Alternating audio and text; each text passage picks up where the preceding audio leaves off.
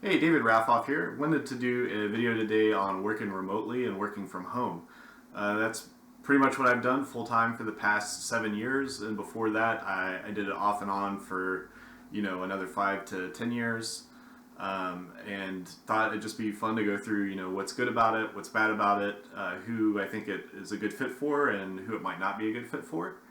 So yeah, join me in the video if you're interested in learning more. So as far as the benefits, I think a lot of those are probably pretty obvious. You can save a ton of time. Whatever time you're spending, getting ready in the morning, preparing, maybe lunch, commuting in the morning, commuting back from work, all that time you're pretty much gonna recoup if you're working from home. And even if you have a relatively short commute and you live, say, like in a city downtown and you're commuting to an office downtown, you're still probably going to spend at least 30 minutes to an hour each way. So, with working from home, you can pretty much recoup an hour at least every day, but probably for a lot of people, it's closer to 2 hours. And that adds up. That's like, another 8 to 10 hours a week pretty easily. Not to mention all the added stress you have if you're commuting and trying to make it on time. I think the other big related aspect is just expenses. So if you're commuting, you've either got, you're paying for a bus, you're paying for a train, you're paying for gas in your car, wear and tear on your car. If you don't take the time to make something at home in the morning or make coffee or whatever, you've got to buy, probably breakfast or coffee, potentially even lunch, maybe an afternoon coffee. So yeah, it's just a lot easier to spend a lot of money in the office, and part of it's just social too. When you're in an office, you want to hang out with your coworkers a little bit, or sometimes going to get a coffee with somebody is a nice way to be able to talk to them about something you can't talk about in the office. And yeah, it just adds up. I know when I worked in offices, I spent an incredible amount of money on lunch and coffee and all that kind of stuff. Maybe even like a happy hour once or twice after work in a week or something. It just adds up quickly. So definitely save a lot of money in that regard working from home. So what are the downsides of working from home? This is kind of an interesting one. It depends on your personality. It depends on your situation. I would say the more control you have over your home environment, the easier it is. So if you don't have a lot of noises going on in the background, or if you don't have young kids at home running around making noise. I'm sure everybody's seen the video of the guy giving the financial update from his home office on some international news program, and his son came running in his diapers and was making a mess, and his poor wife had to run in and like try to get the kid out of the shot. And it happens. Like, I've got 2 little kids. They're banging on my doors all the time when I'm working from home when they're around. So yeah, if you have a situation where it's really kind of hard for you to control your environment, that can be tough. I would say also the more that you're interacting with management in the company, or like doing presentations or working directly with clients, it can be a little bit of a challenge if you don't have a nice controlled home office space. I would recommend, if you're able to pull it off, the ideal thing is to have like a totally separate space, whether that's part of your garage, or if you have like a little outbuilding. Some people I've worked with have had something like that that they've converted into an office. That's the best. At least having a dedicated room that's kind of separate from what's going on in the rest of the house can definitely help out with that. You definitely do, though, miss out on some of the socializing working from home. So I would say, if that's something that's really important for you, I would not recommend working from home. There's some ways to kind of mitigate it a bit. You can definitely do a lot of like video calls with people, or try to schedule something where you could hang out like after work hours. Have kind of died down a bit. If there's if you have friends at work that you want to talk to or whatever, but it's definitely not the same thing as just being in an office and being able to go get a coffee or go get something to drink after work, or just hang out and go talk to somebody within the office that you want to talk to.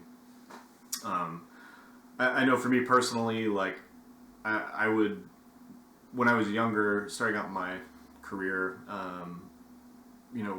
working in an office was better for me because I could just go and talk to people. I could, basically learn from my coworkers, and then a lot of the places I worked when I was younger, like in my 20s, people would go out, maybe after work 1 or 2 days a week. And it was really fun to do that. But now that I'm a little bit older and I have kids and professionally work more independently, I kind of prefer just, not doing that. It's not something that I look for in an office environment or in a job, I should say. So yeah, those are some of the downsides. So who is it good for? Who isn't it good for? I would say if you're younger, I would really encourage you to, younger, like just starting in your field or whatever, I would encourage you to go work in an office. There's just so much to learn. There's so much to absorb. There's so much related to your job that isn't specifically about like exactly the tasks that you're getting done. And it's hard to pick that up probably if you're working from home. I would say if you're a little further along in your career and you typically work more independently, or even like I've been a team lead and led some big decent sized initiatives within the companies I've worked for remotely from home. It's very doable, but you definitely want to be able to operate a little more independently if you're going to try to do work from home. I know some people try to do it because they have kids at home, and it's a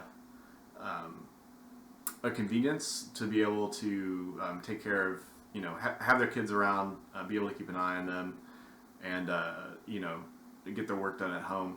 I would personally find that incredibly difficult, but mainly I think because just I have really young kids, maybe if your kids are a little bit older, and you just need to be there in the afternoons or mornings or whatever, before and after school. Maybe that is a good arrangement. I can't really speak to that.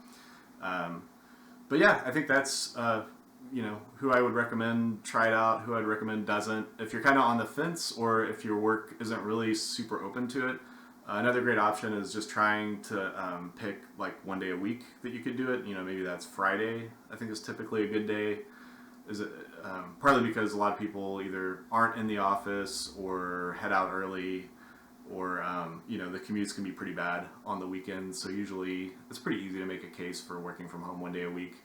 And if your office doesn't have a remote work culture, then that can be a good way to kind of kick it off, because you do need to make sure you have some systems in place, like you can, making sure you can reach people either by like chat or video call, or just generally making sure like people who are not in the office are able to communicate well with people who are in the office.